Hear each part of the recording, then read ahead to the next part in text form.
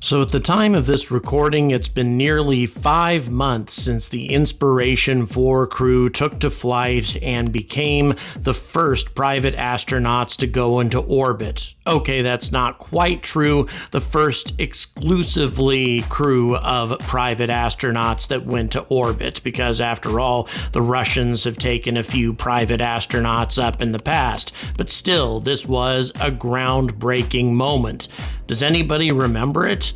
Well, although most space aficionados certainly do, I guarantee you that the vast majority of the world has no idea that this took place. That having been said, however, do you also know that Jared Isaacman, the guy who funded this entire thing, is going up again this year, and his next mission is going to be even more ambitious. Now, you would think that these kinds of missions would get a hell of a lot more publicity than anything that happens on New Shepard or indeed even on VSS Unity, but that's not the case. Even though Crew Dragon orbits the Earth 430 times longer than an entire New Shepard mission, well, I guess it's just not sexy enough if you don't have Michael Strahan or somebody like that, Bill Shatner, for example, on your capsule. So it doesn't matter about the time, it matters as far as the passengers are concerned. And the passengers for this particular mission called Polaris Dawn are not all that exciting. It's not a random lottery, it's not ordinary people, it's two SpaceX employees, Jared Isaacman himself, of course, and a retired U.S. Air Force pilot. But there are other differences as well, exciting differences. For example, the orbit is going to be even higher than Inspiration 4 was. On top of that, there's going to be a lot more scientific activity going on board. And on top of that, there is another private mission going up on Crew Dragon this year as well. And that's not going to just involve scientific experimentation, it's also going to involve the first step in setting up mankind's first privately run, free-flying space station. Interested? Well, get ready. My name is Jordan Wright. I was born in the same year that the human race took its first steps on the surface of another world, and then we promptly betrayed those people's legacy by never going back. But now, over half a century later, there's a new breed of pioneers that are seeking to finish what these people set out to do so long ago. But there is trouble as well, so it's time for commentators like me to stop being polite and start getting angry!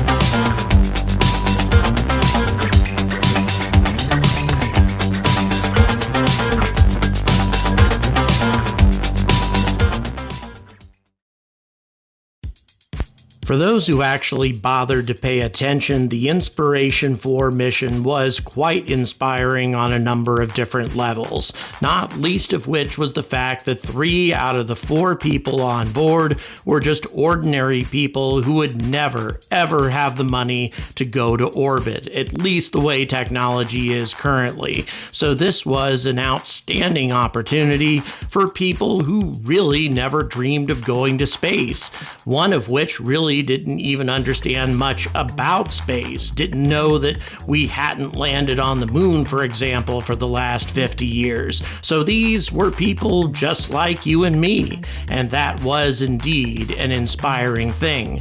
And on top of that, it raised a substantial amount of money for an incredibly good cause, St. Jude, and the money raised ended up being quite impressive. $210 million.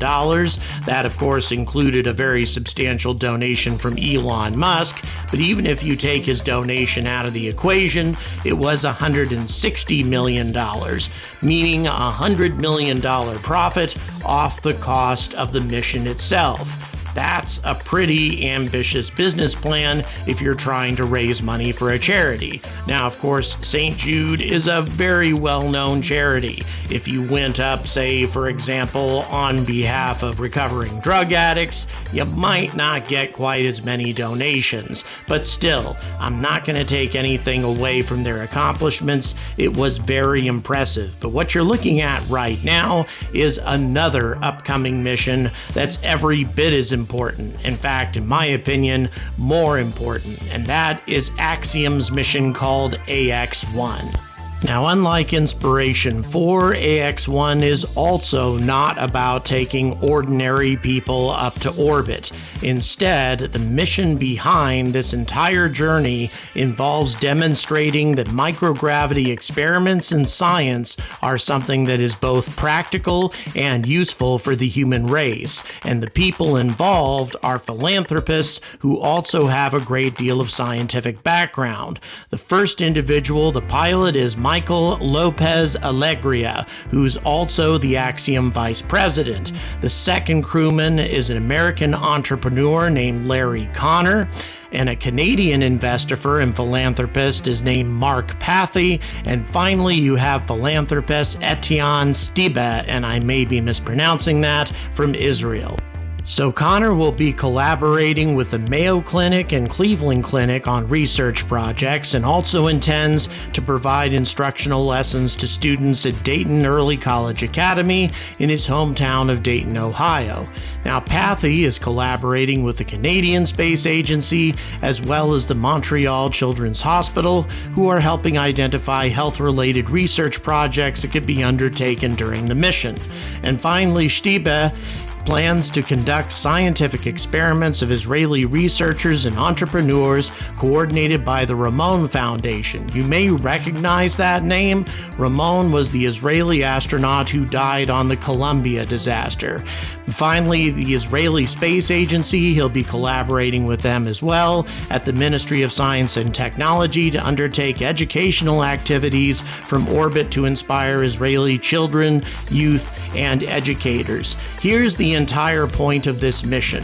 They want to demonstrate the kind of work that can be done in microgravity, and therefore the viability of a private space station and why it's important to invest in this sort of thing. And this is the first of several missions that Axiom Space is going to be carrying out. And by the way, all of these people are going to be paying fairly handsomely for their tickets, so Axiom Space will also realize a bit of a revenue stream off of this on top of the positive publicity. Axiom actually has several of these missions in the works, and the second one will be piloted by the legendary Peggy Whitson, so it'll be very nice to see a woman involved in these missions as well. Now, on top of that, Axiom is raising a great deal of money from the private sector. They're what's called a unicorn. In other words, they have over $1 billion in revenues, which is quite impressive, rather. Now, does this mean they have enough to assemble a complete space station? Well, no, not yet. They've got some work to do as far as that's concerned, but still they do have enough to deploy the first module that will be attached to the ISS in less than 2 years. And if you want more information about this station, follow the link that I have at the end of this video. And why is this mission important to SpaceX? Well, first of all, it's likely that SpaceX rockets are going to be deploying these modules. And secondly, Axiom Space seems to be quite convinced that Crew Dragon is the best way for them to get their astronauts up to the station. They are, after all, using Crew Dragon for all of their preliminary missions before the deployment of the first module.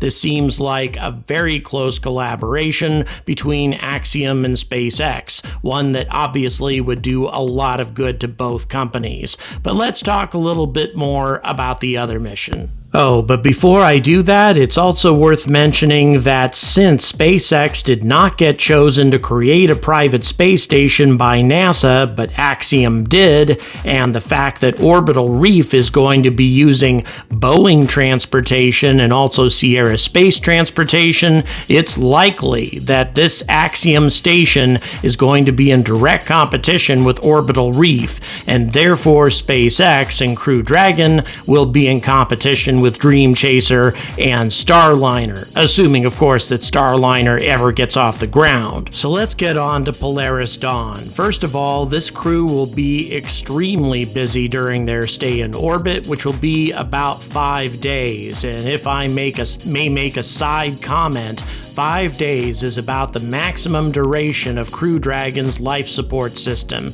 maybe 6, which means a Crew Dragon life support system is not going to be sufficient for lunar Starship HLS. Just something to keep in mind given what Elon said recently about Starship's life support system. However, let's not get off track. What they're going to be trying to accomplish, first of all, is attempt the first ever commercial spacewalk with SpaceX designed extravehicular activity spacesuits. You heard that right. SpaceX is designing their own EVA suits, and they'll be ready by the end of this year, upgraded from the current intravehicular suit. So basically an upgraded version of what they already use. The development of this suit and the execution of the EVA will be important steps towards a scalable design for spacesuits on future long-duration missions. This is unbelievably important. What this means is, given what NASA has said about the struggles that they've had about creating an EVA suit for the moon, it's entirely possible that SpaceX will have an answer to that problem by the end of the year. That would be a massive breakthrough. But let's move on. They will also become the first crew to test Starlink laser-based communications in space, providing valuable data for future space communication systems necessary for human spaceflight to the moon, Mars, and beyond. So quite useful. On top of that, use ultrasound to monitor, detect, and quantify Venus gases emboil, or VCE, contributing to studies on human prevalence to decompression sickness. That's a very important thing to study. Also, gather data on the radiation environment to better understand how space radiation affects human biological systems. Now, how is this different from what they're doing on the ISS already? Well, it's because this capsule is going to achieve an orbit of 500 kilometers, far higher than the ISS goes, which means they'll be subjected to a lot more radiation. Also, provide biological samples towards multi-omics analyses for a long-term biobank. So that will be an interesting thing for long-term study of what happens to human cells in spaceflight. And finally, to conduct research related to spaceflight-associated neuroocular syndrome. That's also very important, which is a key risk to human health in long-duration spaceflight. For those of you who are unfamiliar with that, if you are in microgravity for too long, you start losing your peripheral vision. This is an experiment designed to address this issue and to see if there's a solution for it. This is an unbelievably important scientific mission, and it will be carried out over the space of only 5 days. So let's take a moment and get to know the crew, and they are a varied crew with a lot of talent, let me tell you. We're going to start off with Anna Menon, and for some reason, every picture I've seen involves her husband as well, who's going to be a NASA astronaut, but this isn't about her husband, this is about her, and she's a lead space operations engineer at SpaceX, where she manages the development of crew operations and serves in mission control as both a mission director and crew communicator. She has led the implementation of Dragon's crew capabilities, helped create the crew communicator operator role, and developed critical operational responses to vehicle emergencies such as a fire or cabin decompression. An important lady. And then we have Sarah Gillis, and I may be mispronouncing this stuff, and also I'm very sorry, but this is the only non-blurry photo that I could find of her. But she's a lead space operations engineer at SpaceX, responsible for overseeing the company's astronaut training program. It includes the development of mission-specific curriculum and training execution for both NASA and commercial astronauts. She prepared NASA astronauts for the first Demo 2 and Crew 1 missions, and most recently directly trained the Inspiration 4 astronauts. Some of you may have remembered her from the Netflix special about the Inspiration 4 mission, and now finally she gets to go to space herself. And then we've got the pilot, and Jared picked the best. He's a retired United States Air Force Lieutenant Colonel who served 20 years in various roles, and that included the commander of the 64th Aggressor Squadron, a Thunderbird demonstration pilot, weapons school graduate, operational test and evaluation pilot. He has over 3,200 flying hours in the F-16, A-4, T-38, T-37, T-3, and the Alpha Jet.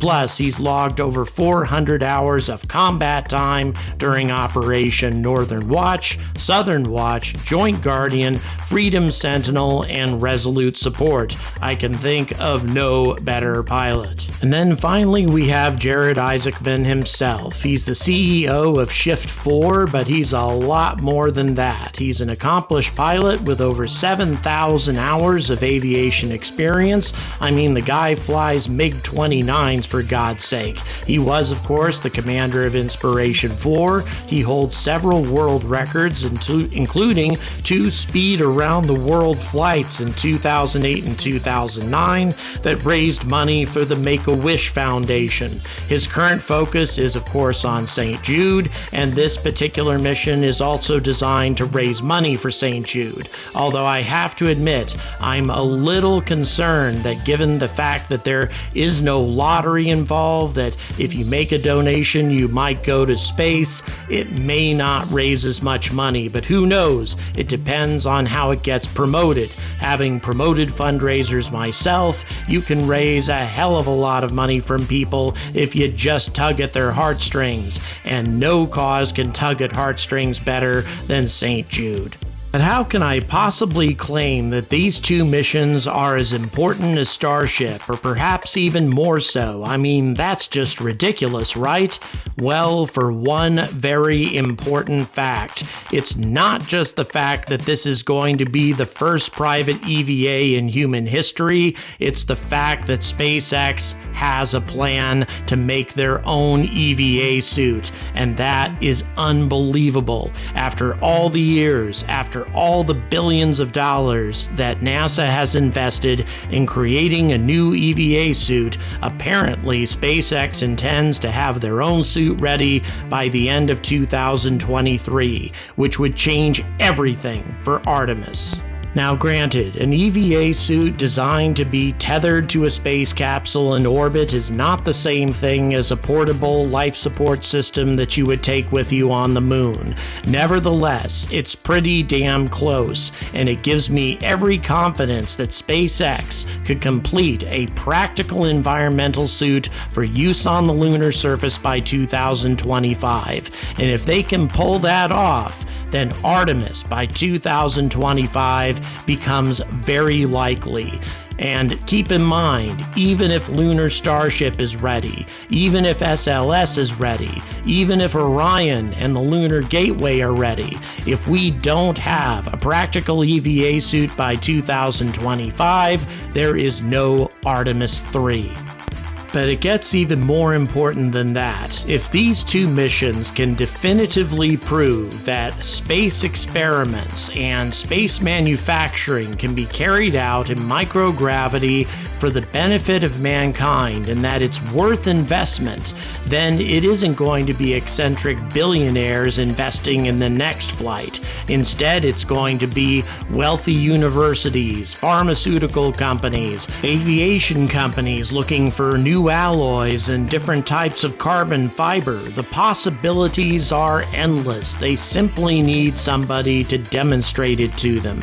And fortunately, there are wealthy entrepreneurs such as Jared Isaacman who are willing to invest in this, and also Axiom Space. This is going to be a very bright future, assuming that these two missions go off without a hitch. And therein I have a little bit of a concern as well. Not necessarily about Ax-1, that's going to be docking with the ISS. Instead, I'm a little bit concerned about Jared Isaacman's reputation as a daredevil and an adrenaline junkie. He's taking the Crew Dragon up to an altitude of 500 kilometers, which means it will be re-entering significantly faster than a conventional orbit, and faster than Inspiration 1 did as well. He wants to push the limits, the boundaries of space exploration, to fly higher than any astronaut since the time of the Gemini program.